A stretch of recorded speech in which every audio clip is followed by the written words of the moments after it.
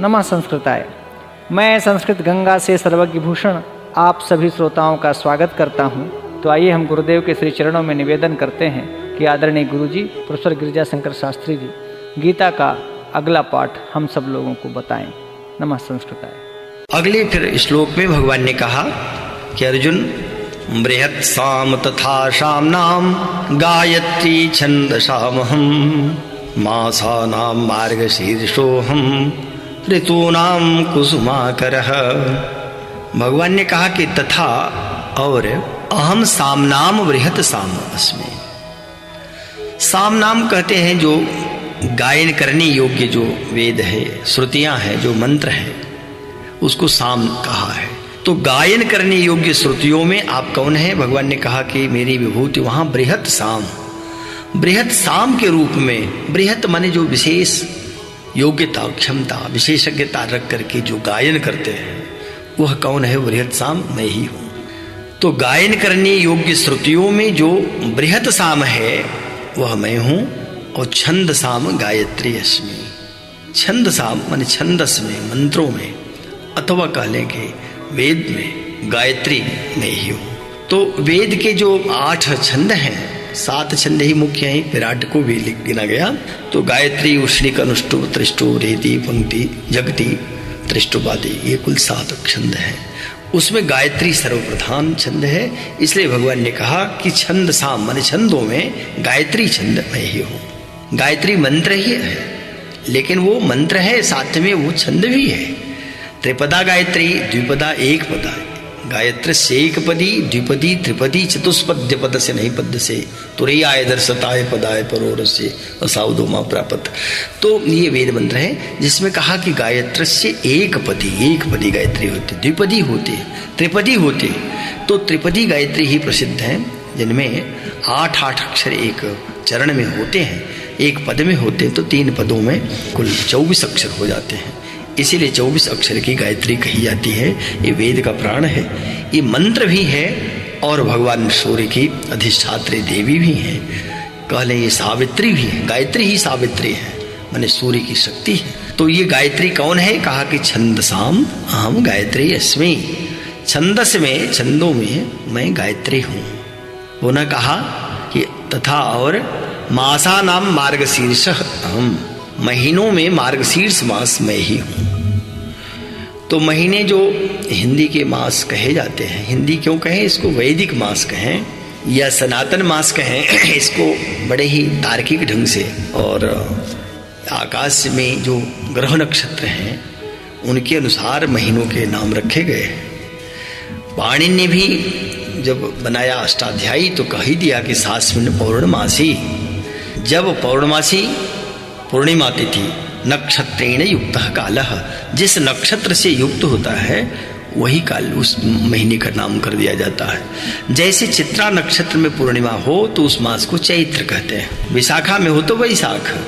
ऐसे मृगशिरा नक्षत्र में अगर हो रही हो पूर्णिमा तो उसको मार्गशीर्ष मास कहते हैं। ये 12 मासों में मार्गशीर्ष को भगवान ने सर्वश्रेष्ठ कहा। उसके पीछे का कारण यही है कि भगवान कृष्ण जिन दिनों इस धराधाम पर थे, अर्जुन को जब उपदेश कर रहे थे, तो उन दिनों मृगशिरा नक्षत्र में ही अयन होता था, जिसको बसंत संपात कहते हैं, वो हुआ करता था।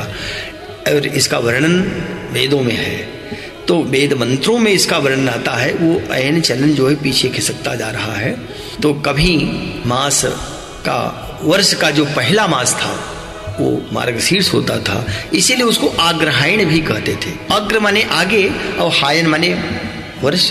तो वर्ष का जो पहला है वो है आग्रहायण माने अगहन। तो भगवान कृष्ण जब थे उस समय प्रजापति मृगशिरा नक्षत्र पर चल रहे थे और बसंत संपात उसी में होता था, इसलिए महीने का आरंभ इगहन मास से होता था। तो भगवान ने सारे मासों में इगहन मास अपने को कहा कि जो 12 मास हैं उन 12 मासों में मासा नाम अहम मार्गशीर्ष, मैं ही अगहन मास हूं। तो ठीक है, अगर महीनों में आप इगहन हैं तो ऋतुओं में क्या है? तो कहा कि ऋतु नाम कुसुमाकर है। ऋतुओं में कुसुमाकर है वसंत ऋतु, जिसमें कुसुम माने पुष्पों का आकर भंडार हो जाता है। फूल इतने खिल जाते हैं कि पूरी प्रकृति पुष्पमयी हो जाती है, इसीलिए कुसुमाकर कहा। और वसंत ही है कुसुमाकर, और कामदेव का ये सखा भी है, मित्र भी है। कामदेव 5 ही बाण रखता है, वो पुष्प के ही बाण होते हैं। धनुष भी उसका पुष्प का ही है, धनु पौष्पम मौरवी मधुकरमयी चंचल दृशम। 5 जो बाण उसके कौन, तो कहा कि वो 5 बाण हैं। अरविंदम अशोकम च चूतम च नौ मल्लिका नीलोत्पलम च पंचैते पंचबाण शशायका। तो ये कामदेव का सखा ऋतुराज वसंत है और ऋतुओं का राजा है। जो 6 ऋतुएं हैं उनमें सर्वश्रेष्ठ ऋतु वसंत ऋतु होती है। इसलिए भगवान ने कहा मेरी विभूति है, महीनों में मेरी विभूति मार्गशीर्ष है और ऋतुओं में मेरी विभूति वसंत ऋतु है। तो मार्गशीर्ष की महत्ता इसलिए भी थी कि भगवान राम का विवाह भी एक गहन मास में ही हुआ था, तो इसलिए भी उसको श्रेष्ठ मानते हैं। आज भी जो वैदिक विधि से विवाह आदि संस्कार किए जाते हैं उसमें उत्तरायण के सूर्य में होता है, पर दक्षिणायन में मार्गशीर्ष मास को छूट दे दी गई, उसमें भी विवाह की प्रक्रियाएं होती रहते। भगवान ने कह ही दिया कि मेरी विभूति के रूप में जो एक गहन मास है वो मेरा मास है, वह मैं ही हूँ, मेरी विभूति है। ऋतुओं में कुसुमाकर हूँ, छंदों में मैं गायत्री हूँ, और सामने माने जो गाया जाता है, जो ऋचा गाई जाती है, मंत्र गाए जाते हैं, उन गाने वालों में जो बृहत साम है, माने सबसे बड़ा गवैया गायक है, वो मैं ही हूँ। पुनः अगले श्लोक में भगवान ने कहा द्यूतम छलयतामस्मि तेजस्विनामहम जयोस्मि व्यवसायोस्मि सत्वं सत्वोतामहम।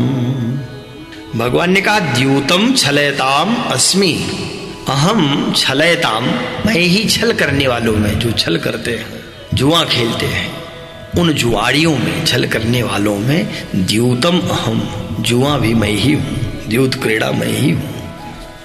अब ये विचित्र बात लगती है कि भगवान को ये क्या था अपना जुआ में आना, लेकिन जुआ भी खेला है, अर्जुन से कह ही रहे हैं, उसी के कारण तो सारा युद्ध हो रहा है अभी।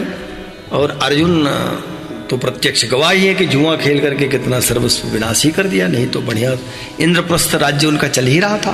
तो भगवान ने कहा कि मैं द्यूत हूँ, इसका अर्थ यही है कि अगर मैं संहार करना चाहता हूँ अधार्मिकों का, जो अधार्मिक है, न्यायी है, तो उनका संहार किस रूप में कर सकता हूँ। इसीलिए अपने को कहा कि मैं द्यूत, जो जुआ की क्रीड़ा है, पासे से जो खेला जाता मैं ही। अब इस बात को लेकर के सांडिल्य ने बात उठाई है। महर्षि सांडिल्य जो भक्ति सूत्र लिखते हैं, तो उन्होंने कहा कि भगवान की विभूतियां सब अनुकरणीय नहीं है। ऐसा न जान लीजिएगा कि भगवान की विभूति है तो बस अब इसी का अनुकरण करेंगे, सारी विभूतियां अनुकरणीय नहीं है। कहा कि शस्त्र भरताम रामा, तो ठीक है, राम का ध्यान पूजन करिए, लेकिन अगर आपको लगे कि भगवान ही करें कि मैं ही द्यूत हूँ छलेताम, तो हम चले ये छल भी करें, जुआ खेलें, जबकि जुआ खेलना तो निषेध है। वेद से ही चला आया, जहाँ कहा क्षेर मादिव्य कृष्मित कृषस्व, कभी जुआ मत खेलना। द्यूत क्रीड़ा तो निषेध है, पर निषेध होते हुए भी भगवान इसीलिए कह रहे हैं कि जो अधार्मिक है उनका वध कैसे हो पाएगा, कैसे वो विनष्ट होंगे। इसलिए उस रूप में भगवान कह रहे हैं कि छलयताम, जो छल करने वाले हैं उनमें मैं द्यूत हूँ। तेजस्वी राम तेजः अस्मि, और जो तेजस्वी है, प्रभावशाली लोग, तेजस्विता जिनकी दिखाई देती, जो पुरुष अत्यंत प्रभावशाली है, अत्यंत तेजस्वी दिखाई पड़ते हैं, तो उनका जो तेज माने प्रभाव है वो कौन है? कहा भगवान कहते मैं ही हूं। और कहा कि अहम जय अस्मि, तो मैं जय हूं। जय किसमें? जेत्रीणाम। ये भले ही नहीं कहा, लेकिन उसका अर्थ इतना ही है कि जेत्रीणाम जय अस्मि, जो जीतने वाले हैं, जो जीत जाते हैं, युद्ध होता है, जय पराजय होती, तो किसी की पराजय हुई, किसी की जय हुई, तो जो जीतने वाले हैं उसमें जो जय है, विजय है, वो कौन है? कहा मैं हूं। और कहा कि व्यवसाय में हूं, तो ये भले ही वो शब्द वहां नहीं दिया, जेत्री नाम नहीं दिया और व्यवसाय नाम नहीं दिया, लेकिन अर्थ यही था कि जेत्री नाम माने जीतने वालों में जो विजय है, जय है, वह मैं हूं। और व्यवसाय नाम, जो व्यवसायी करने वाले, निश्चय करने वाले, जो व्यवसाय करने वाले माने निश्चित बुद्धि करने वाले, उनका व्यवसाय माने निश्चय मैं ही हूं। और सत्वताम सत्वम अस्मि, उन्होंने कहा कि जो सत्वता माने सात्विक पुरुष है, सात्विकता जहां अधिक दिखाई दे रही है उनमें सात्विक भाव वाला अहम अस्मि, मैं ही हूं। तो यहां भी भगवान ने अपने को अहम छलयताम द्यूतम अस्मि, छल करने वालों में द्यूत जुआ मैं ही हूँ। तेजस्विनाम तेजस्मी, और प्रभावशाली पुरुषों में प्रभाव जो तेज है वह मैं ही हूँ। पुनः कहा कि जो जीतने वाले हैं उसमें जय मैं ही हूँ। और व्यवसाय नाम, निश्चय करने, व्यवसाय का अर्थ यह निश्चय से ही अभिप्राय है। व्यवसायत्मिका बुद्धि ये कि नंदन पूर्व में आ चुका है। तो ये व्यवसाय का अर्थ है जो निश्चय करने वाली जो बुद्धि है, उसमें जो निश्चय हो जाता है, व्यवसाय होता है निश्चय, वो कौन है? तो कहा कि मैं हूँ। और अंततः कहा कि सात्विक पुरुषों में सत्व उताम, जो सात्विक पुरुष हैं उसमें सत्व सात्विक भाव मैं हूँ। अब अगले श्लोक में पुनः कह रहे हैं, वृषणी नाम वासुदेवोस्मि, पांडवा नाम धनंजयः, मुनि नाम अप्यहम व्यासः, कवि नाम उशना कविः। भगवान ने कहा कि वृषणी नाम वासुदेवः अस्मि, वृषणिवंशी वो वंश है वृषणी का जिसमें वसुदेव आदि हुए हैं। तो वसुदेव वृषणी वंश में प्रधान है। तो भगवान ने कहा वृषणियों में, वृषणवंशियों में, ये जो वृषणी वंश है वो यादवों के ही अंतर्गत वंश था जिसको वृषणी वंश कहते थे। वो यदु का ही कुल चला आया हुआ था, यदु वंश था। तो कहा कि उस वृषणी नाम वृषणी वंशियों में वासुदेव अहम अस्मि, वासुदेव अर्थात मैं स्वयं जो कृष्ण वसुदेव पुत्र, अथवा वासुदेव का अर्थ ये भी है कि देवे देवे वसंती वासुदेवा, जो प्रत्येक देव में रहता है। पर यहाँ तो वासुदेव रूप कृष्ण ही है, इसलिए अपने को, क्योंकि वृषणी वंश में स्वयं उत्पन्न हुए हैं। और यहाँ वसुदेव अगर कहते कि तो वसुदेव मैं ही हूँ, तो वसुदेव तो इनके पिता ही है। पर कह रहे भगवान कृष्ण कि वृषणी नाम अहम वासुदेवा, वृषणी वंशियों में मैं ही वासुदेव अर्थात स्वयं कृष्ण हूँ, तुम्हारा मित्र हूँ। और पांडवा नाम धनंजय, फिर तो आया कि पांडवों में आप कौन हैं? तो सबको छोड़ दिया। युधिष्ठिर को गिनाते हैं, सत्यवादी युधिष्ठिर हैं। भीम को क्यों गिनाए? नकुल और सहदेव तो है नहीं, ये लोग भी होंगे। सब में तो कह ही दिया कि मैं सब में रहता हूँ, लेकिन प्रधानता देनी है ना, अपने विभूति को बताना है। तो कह दिया पांडवा नाम धनंजय अस्मि, धनंजय अर्थात तू अर्जुन मैं ही हूँ। अब अर्जुन को भ्रम हो सकता है कि अरे मैं तो सामने हूँ, इससे युद्ध करने के लिए कर रहे हैं, कहते हैं कि मैं धनंजय हूँ। तो जो आत्मरूप में भगवान जो बता चुके हैं पहले कि चेतना सर्वभूतानाम, सारे भूतों में चेतना मैं ही हूँ, तो उस रूप में प्रधानता दे रहे हैं कि अर्जुन जो पांडव हैं उन पांडवों में धनंजय माने अर्जुन मैं ही हूँ। फिर कहा कि मुनि नाम व्यास अहम, मुनि नाम माने मुनियों में, व्यास वेद व्यास मैं हूँ। तो मुनियों में वेद व्यास को गिना है। व्यास जी ने वेद मंत्र के दृष्टा नहीं थे। व्यास जी ने बड़ी कृपा करके जो महाभारत ही नहीं वेदों का विभाग किया है, साथ में पुराणों की रचना किया, वेद की व्याख्या किया है, तो वो संपूर्ण प्राणियों पर उनका ममत्व आ गया कि ये जो वेद हैं सब इसका उच्चारण नहीं कर सकते, सब इसका पारायण नहीं कर सकते, सब इसके आधार पर ब्रह्म को प्राप्त नहीं कर सकते। तो व्यास जी ने बड़ी कृपा करके उसको पुराणों में वेदों के मंत्रों को ही उतारा, कथा का रूप देते हुए उतारा है। महाभारत जैसे विशाल ग्रंथ को लिखा है और वेदों का विभाग भी किया, क्योंकि वेद रो रहे थे, कह रहे थे कि विभेत्य अल्पश्रुताद वेदा मामयम प्रहर्ष्यति। ये विभेद डर गए थे, वेद अल्पश्रुतों से डर गए थे कि इतने अल्पश्रुत आ रहे हैं, थोड़ा पढ़ते हैं, कुछ जाने और कुछ नहीं जाना, कुछ कहीं से सुनी सुनाई बात है तो उसको बढ़ा चढ़ा करके बोलने लगते हैं। तो ये जो बहुत बढ़ा चढ़ा करके बोलेंगे वो एक प्रकार से मेरे ऊपर प्रहार करेंगे, मामयम प्रहर्ष्यति। इसलिए वेद डर गए थे। तो वेदों का बहुत सरलीकरण कर दिया पुराण के रूप में व्यास जी हैं। और ये नमोस्तुते व्यास विशाल बुद्धे, इनकी बुद्धि इतनी विशाल है कि इनको तो यही कहा गया कि ये गुरु हैं, जगत के गुरु ही हो गए। भगवान विष्णु के 24वें अंश के रूप में अवतरित हुए हैं। तो मुनि नाम करें, मुनियों में व्यास अहम अस्मि, व्यास रूप में मैं ही हूँ। उन्होंने कहा कवि नाम उसना कवि अस्मि, कवियों में कवि कहते ही है कविर मनीषी परिभू स्वयंभू, याथा तथ्येन यो अर्थान वेदधाति शाश्वतीभ्य समाभ्य, वेद मंत्र है। तो इसका अर्थ यही है कि कबीर मनीषी परिभू स्वयंभू, कवि कौन है?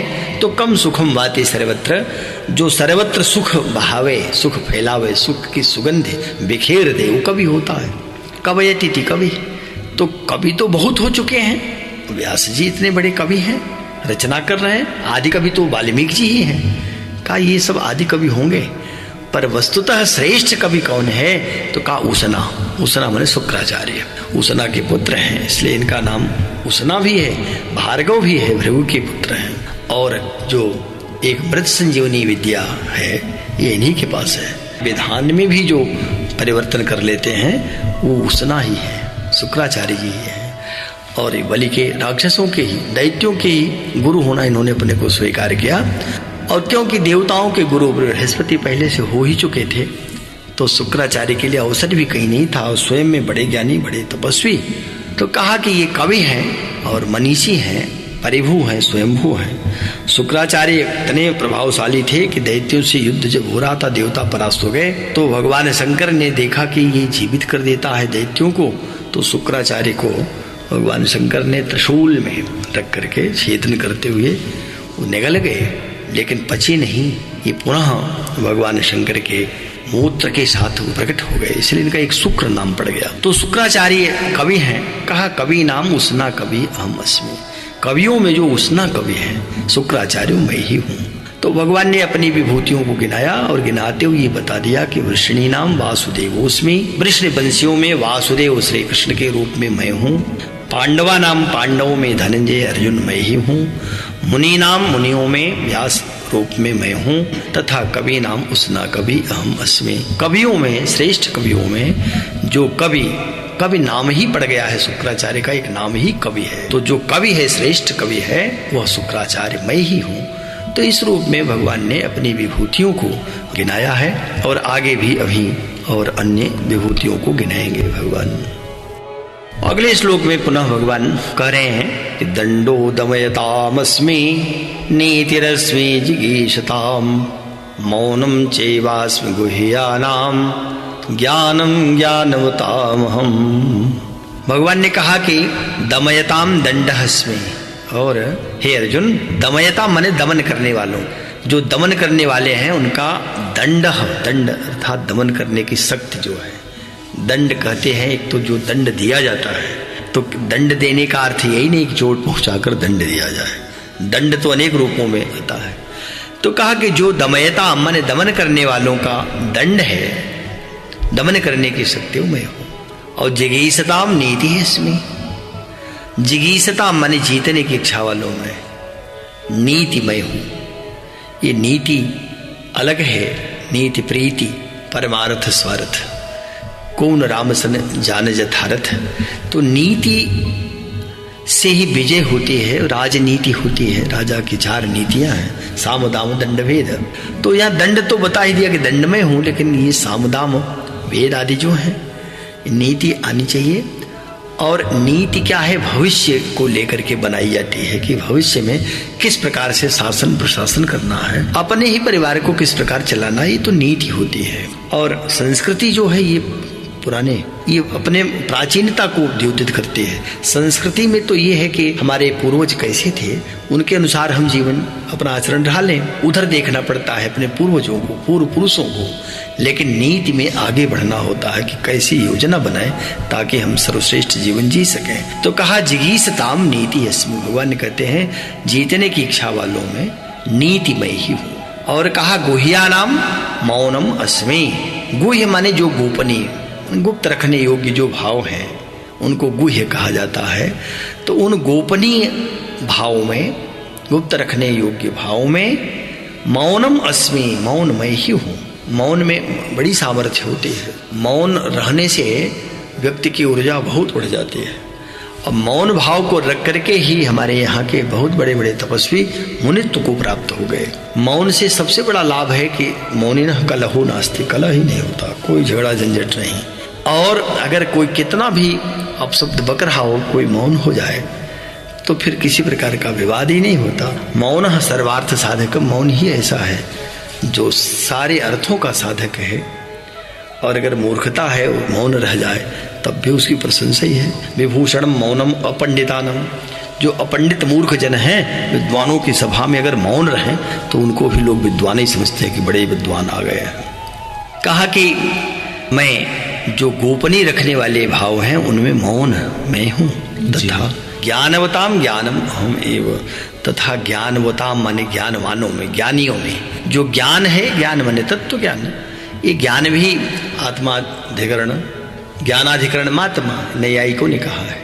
तो ज्ञान का जो अधिकरण वही तो आत्मा है।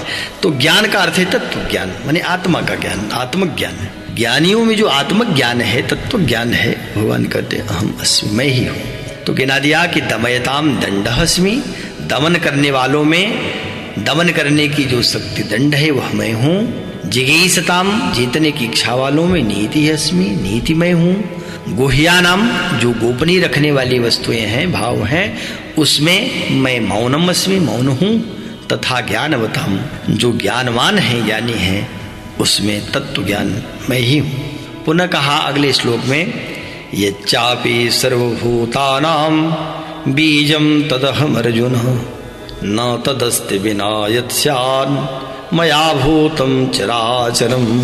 भगवान ने कहा कि यतः च अपि सर्वभूतानां, च माने और, अर्जुन माने हे अर्जुन, यतः सर्वभूतानां बीजम तत अपि अहम एव।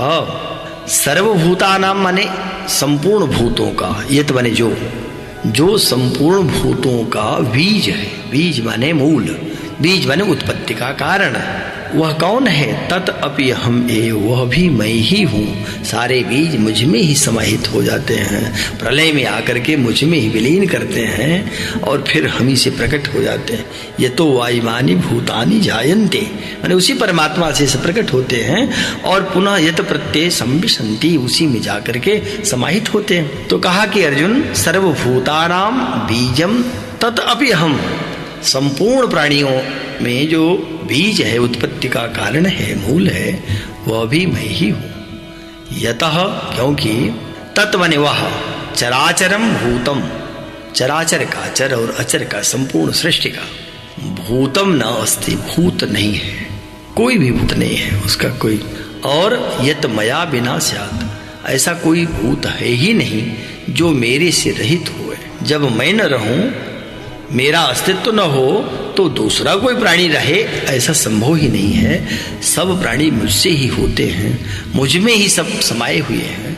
तो सबका जो आदि है, सबका जो बीज है, उत्पत्ति का कारण है, वह मैं ही हूँ। चर और अचर माने संपूर्ण समग्र सृष्टि, उसमें ये नहीं है कि जड़ जंगम, तो जड़ का अलग जंगम का अलग, करें चराचर माने संपूर्ण चराचर भूतों का जो अस्तित्व है वो मेरे बिना संभव ही नहीं है। जब मैं हूं तब सब है, मैं नहीं तो कुछ भी नहीं। तो भगवान करे इसलिए मुझसे ही सब कुछ है। तो कहा कि हे अर्जुन, यत सर्वभूतानां बीजम, जो संपूर्ण प्राणियों का बीज है, मैंने उत्पत्ति का कारण है, तत अपि अहम एव, वह भी मैं ही हूं। यतः, क्योंकि ऐसा, तत् माने वह, चराचर, चर और अचर, कोई भी भूतम माने प्राणी ऐसा नहीं है, यत मया बिना स्यात्, जो मेरे बिना मैं न रहूं तब भी उड़ सके, ऐसा ये संभव ही नहीं है। माने मुझसे ही चराचर जगत की उत्पत्ति होती है, मुझ में ही सब रहते हैं और विलीन भी अंततः मुझ में ही कर जाते हैं। इसका अभिप्राय है कि सब कुछ मेरा ही स्वरूप है, ऐसा जानो। अब अगले श्लोक में पुनः भगवान ने कहा कि देखो कितना गिनाए। भगवान ने कहा कि नान्तोस्ति मम दिव्यानाम विभूतीनां परम तप, एष तोद्देशतः प्रोक्तो विभूतेर्विस्तरो मया। लगता है कि भगवान भी अब थकने लगे, अथवा भगवान थकेंगे क्या? भगवान कितना गिनाएंगे, समस्या है। अब युद्ध भी तो होना है। अगर भगवान अपनी विभूतियों को गिनाते रहें तब भी काल का अंत होने वाला नहीं, गिनाते रह जाएंगे। कितना अंत, कहाँ अंत उसका हो पाएगा? कोई अंत नहीं, विभूति का अंत है ही नहीं। तो नहीं है तो भगवान गिनाएंगे कैसे? अंत कर ही नहीं पाएंगे। तो क्या भगवान अंत जानते भी नहीं?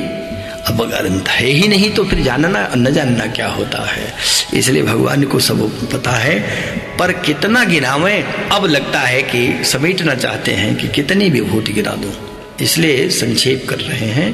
कहा कि अर्जुन, नान्तोस्ति मम दिव्यानाम, विभूति नाम परम तप। परम तप माने हे श्रेष्ठ तपस्या करने वाले तपस्वी अर्जुन, हे परम तप अर्जुन, मम दिव्या नाम विभूति नाम, मम माने मेरी, दिव्या नाम माने दिव्य, विभूति नाम माने विभूतियों का अंतः न अस्ति, अंत नहीं है। एस तू मया विभूते, और एस माने जो यह अभी हमने मया माने मेरे द्वारा गिनाई गई कही गई, ये विभूते माने विभूतियों का विस्तार तुम्हारे लिए उद्देश्यतः प्रोक्तः, थोड़ा संक्षिप्त करके, उद्देश्यतः लक्ष्य करके कह लीजिए, नाम मात्र उसका कुछ गणना कर लूं, कुछ गिना दूं, केवल दिशा निर्देश कर दूं, ये कहना अर्थ होगा। मैंने उसको कुछ संक्षेप से मैंने तुम्हें उन विभूतियों को, दिव्य विभूतियों का नाम ग्रहण कर लिया, बता दिया। वस्तुतः तो मेरी जो दिव्य विभूतियां हैं उनका कोई अंत होने वाला नहीं है। जब उनका अंत है ही नहीं तो आप फिर गिनाने क्यों लगे? और गिनाया तो पूरा ही गिना दीजिए।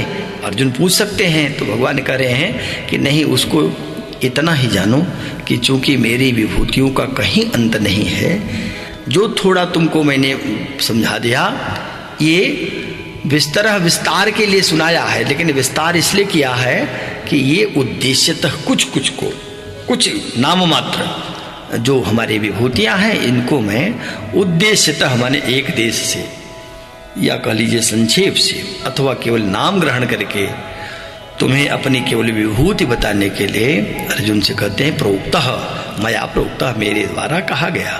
तो मेरे द्वारा ये विभूतियां जो कही गई, ये कोई भले ही इनका अंत न हो, लेकिन थोड़ा इसलिए बता दिया गया कि अर्जुन तुम भी जो तुम्हें भ्रम है उस भ्रम को मिटा करके जानो कि भगवान के ही विभूति से ये समस्त चराचर जगत व्याप्त हो रहा है, उसी का सब कुछ स्वरूप है, परमात्मा का ही है। तो का इतने से भी अभी संतोष नहीं हो रहा हो तो अच्छा तुम पूछ सकते हो कि अभी तो बहुत चीजों में आप बताया नहीं कि आप उसमें क्या हैं। तो कहा कि तब ठीक है, इस रूप में जानो। अगले श्लोक में भगवान ने कहा, और ये बहुत महत्वपूर्ण श्लोक है, भगवान ने कहा कि यद यद विभूति मत सत्वम श्रीमदुर्जितमेव वा तत्तदेवावगच्छत्वम मम तेजोंस संभवम। भगवान ने कहा यद यद विभूति मत सत्वम, यद यद माने जो भी विभूति मत सत्वम, विभूति युक्त माने ऐश्वर्य युक्त, श्रीमत माने कांति युक्त सौंदर्य, अथवा श्री का माने धन धान्य, और ऊर्जितम माने ऊर्जा शक्ति युक्त, सत्व है वस्तु है, माने जहां जहां विशेष प्रकाश आप देखिएगा, तत तत त्वम मम तेजोंस संभवम एव अवगच्छ। इसका अर्थ है उस को, तत तत माने उस को, तुम माने तो, मम माने मेरे ही तेजोंस संभवम, तेज के अंश से ही उत्पन्न हुआ, अवगक्ष माने जान लेना। जिस किसी में देखना कि विशेष तेज दिखाई दे रहा है, विशेष प्रकाश दिखाई दे रहा है, वहां ये जान लेना कि मेरा ही तेज है, मैं ही उसमें व्याप्त हो रहा हूँ। चाहे उसमें श्री दिखाई दे रही हो, श्रीमत हो रहा हो, अथवा उसमें विभूति मत हो रहा हो, चाहे ऊर्जितम हो रहा हो। तो जहाँ कहीं विशेषता देखिए, चाहे संत महात्मा हो, राजा हो, अथवा कोई भी चीज, कोई भी व्यक्ति दिखाई पड़े, कोई वस्तु दिखाई पड़े विशेष तेजस्वी है, तो जरूर परमात्मा का। देखिए यंत्र जो होते हैं, यंत्र का तो अपना स्वभाव है, सब में विद्युत समान होती है, पर कोई बहुत प्रकाश देते हैं तो वो यंत्र की अपनी विशेषता है, और है तेज प्रकाश तो भगवान ने कहा। इसलिए भगवान ने कह दिया कि सर्वत्र जहां जहां मेरी विशेष विभूति दिखाई पड़ती हो, उसमें मेरा ही अंश जानना, मेरा ही तेज जानना। पुनः अगले श्लोक और अंतिम श्लोक में भगवान ने समापन किया इस अध्याय का भी, 10वां अध्याय समाप्त करते हुए कहते हैं, अर्जुन अथवा बहुनैतेन किं ज्ञातेन तवार्जुन विष्टभ्याहमिदं कृष्णम एकांशेन स्थितो जगत। भगवान ने कहा अथवा बहुना एतेन किम, अथवा हे अर्जुन एतेन बहुना ज्ञातेन, इस प्रकार से बहुत अगर हम गिनाए भी, बताते भी रहें, बहुत प्रकार से कहते भी रहें, तो उसको ज्ञातेन माने जानने से तब किम, तुम्हारा क्या प्रयोजन सिद्ध होने वाला है? उससे तुम्हारा कोई प्रयोजन नहीं सिद्ध होने वाला है। इसलिए अहम, मैं, इदम माने इस, कृष्णम संपूर्ण जगत, जगत को अपनी योग माया के एक अंशेन, एक अंश मात्र से ही विष्टम्य धारण करके स्थित हूँ। तो भगवान कह रहे हैं कि हे अर्जुन, अब मैं बहुत अगर तुमको अपने विभूतियों को गिनाऊं भी तो उससे तुम्हारा कोई प्रयोजन सिद्ध होने वाला नहीं है। तुम ये संक्षेप में ही बात जान लो। संक्षेप में कही गई बात अच्छी होती है कि संपूर्ण जगत को मैं अपनी योग माया के केवल एक अंश से ही धारण करके इस सृष्टि में व्याप्त हो रहा हूँ, स्थित हो रहा हूँ। केवल एक अंश से धारण किया है। बाकी तो वही जो वेद मंत्र कहता है कि वो जो है त्रिपादोर्धम उदयित पुरुष पादोस्य भवत पुनः, तो वो त्रिपाद तो ऊपर उठा, केवल एक पाद से ही सारे जगत को, चराचर जगत को व्याप्त करके स्थित है। तो भगवान कह रहे हैं कि इसलिए बहुत विस्तार करने से तुम्हारा कोई प्रयोजन सिद्ध नहीं होगा। कहा ओम तत्सदिति श्रीमद् भगवत गीता उपनिषत्सु ब्रह्म विद्यायाम योग शास्त्रे श्री कृष्ण अर्जुन संवादे विभूति योगो नाम 10वां। यहाँ विभूति योग नामक के 10वां अध्याय पूर्ण हुआ। ये एकादश अध्याय, जिसको 11वां अध्याय कहते हैं, ये भगवान का विश्वरूप दर्शन होता है अर्जुन को, इसलिए इस अध्याय का नाम ही रखा गया है विश्वरूप दर्शन योग नामक 11वां अध्याय। तो इसमें अर्जुन को जब भगवान ने 10वें अध्याय में कहा था कि हमारे एक अंश से ही, मैं अपने एक अंश से इस जगत को व्याप्त करके स्थित हूँ, तो अर्जुन को फिर अवसर बन गया। अर्जुन पूछता है कि ये आप हमारे ऊपर जब इतनी कृपा कर रहे हैं, कृपा करके अपना जो विश्वरूप है अगर आप उचित समझते हो तो मुझे उसका दर्शन कराएं।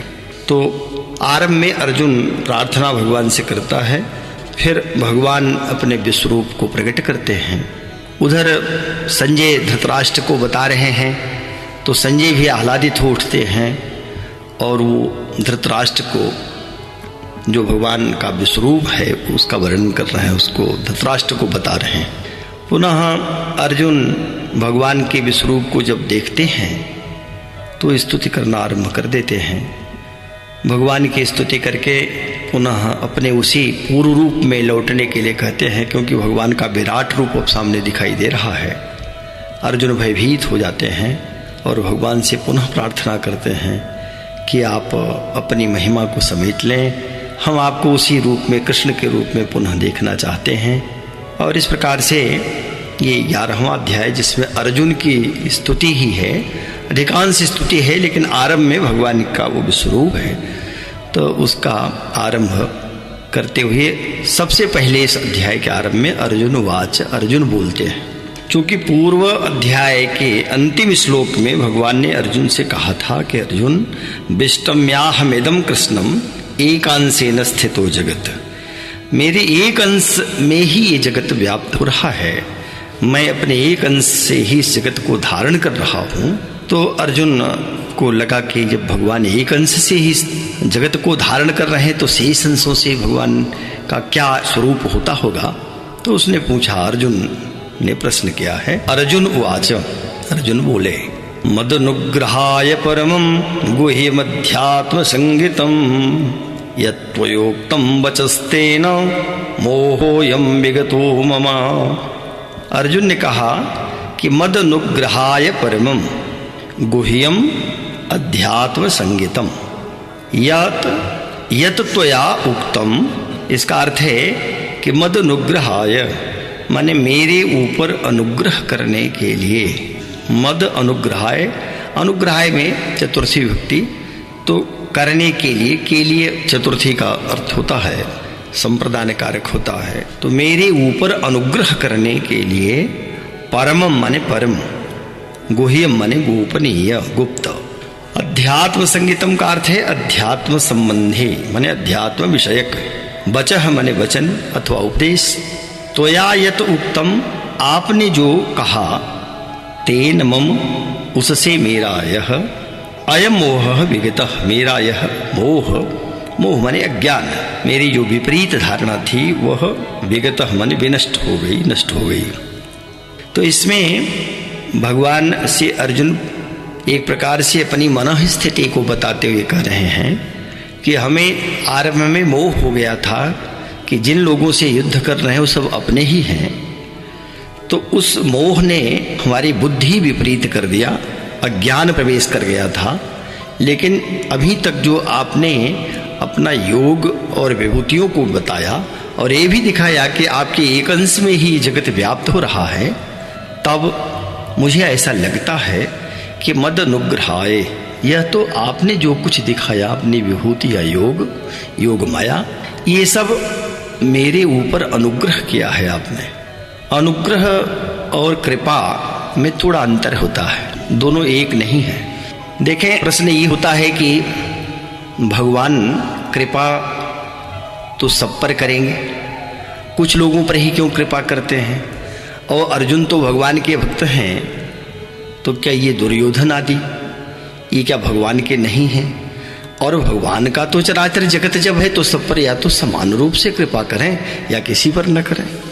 तो अगर ये प्रश्न उठेगा तो फिर भगवान को भी पक्षपात कहा जाने लगेगा कि भगवान पक्षपात करते हैं। इसका अभिप्राय यही है कि यहाँ कृपा शब्द न कह करके अनुग्रह कहा है। अनुग्रह का अर्थ ग्रह माने पकड़ना, और अनु तब आता है, अनुपसर्ग है, जो 22 उपसर्ग है संस्कृत में, प्रपरा अप अनु अवनिस निर्दुष दुर्वी, तो इसमें अनुपसर्ग है। अनु का अर्थ होता है कि पश्चात, पश्चात माने बाद।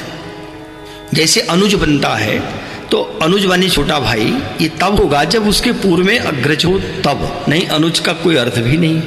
तो ठीक ऐसे अनुग्रह भी है।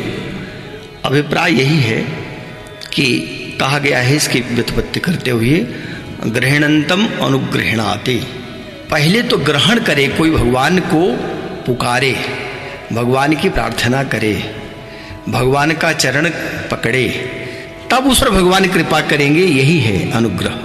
माने अगर भक्त भगवान को बुलाता है तब भगवान आएंगे। भगवान भी कहते रक्षापेक्षाम अपेक्षते, हम रक्षा की अपेक्षा तो करते हैं। अगर ऐसा न हो तो या तो मैं सब पर समान रूप से कृपा करता रहूं या किसी पर न करूं। अगर सब पर समान कृपा करने लगूंगा तब कृपा का कोई अर्थ नहीं रह जाएगा, और किसी एक पर करता हूं तो वह भी क्यों, ऐसा क्यों? इसका अभिप्राय यही है कि जब भक्त भगवान को पुकारे, जब भक्त भगवान का स्मरण करे, भगवान उस पर कृपा करते हैं। उसी भक्त पर करते हैं, सब पर नहीं करते हैं। भगवान की भक्ति को जो चाहता हो उस पर तो भगवान उस भक्त के लिए भक्त वत्सल बन जाते हैं। जैसे बछड़ा जिधर जाए उसकी माँ गाय उसके पीछे पीछे चलती है, तो भगवान भी भक्त वत्सल बन करके, अगर आगे से भगवान चल रहे हों, आगे से भक्त चल रहा हो तो पीछे पीछे भगवान चलेंगे। ये अनुग्रह है। यही है गृहणंतम अनुग्रहणाति, माने जो अनुग्रह तब बनेगा जब कोई पहले प्रार्थना तो करे भगवान से, भगवान को चाहे, भगवान को पुकारे, भगवान को जानने की इच्छा करे। भगवान कहते हैं तब मैं अनुग्रह करता हूँ। वही बात अर्जुन कह रहा है कि आपने मेरे ऊपर भी अनुग्रह किया। क्यों किया? क्योंकि पहले अर्जुन ने भगवान से कहा कि अब मैं शिष्यस्तेहम साधिमाम त्वाम प्रपन्ना, मैं आपका शिष्य बन गया, आपका शिष्य हूं। अब साधु भाव से मैं आपके शरणागत हुआ हूं, तो आप हमको साधिमाम, मेरा समाधान करें। मैं शरणागत हूं, प्रपन्ना मैंने शरणागत हो गया।